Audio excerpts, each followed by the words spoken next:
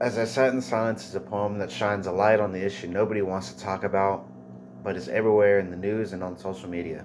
It tells of a black man who sat as others fought for him, avoiding protests and jail and really trying to just live life the best way he knows possible. The second half of this poem is the tipping point of that individual, where he can no longer ignore the disrespect and blatant acts of oppression and stereotyping.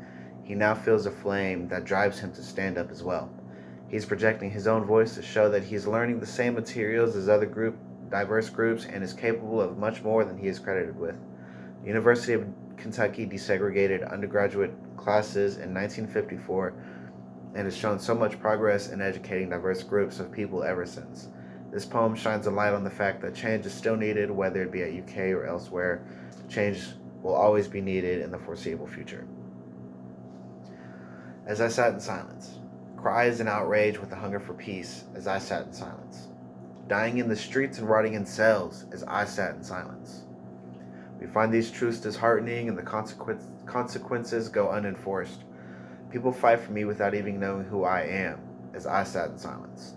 Rioters and raiders, is that what you think of me? Thug and gangster, what's the difference from calling me the N-word on the streets? Well, now I'm offended. They fight for me while you fight right back. I'm human too. Are my rights different because I'm black? Is my soul tainted because white is something I lack? Well, my black is beautiful and I refuse to let it crack. I'm speaking up, so hear me now. With 68 years of the same education, my intellect is on the prowl.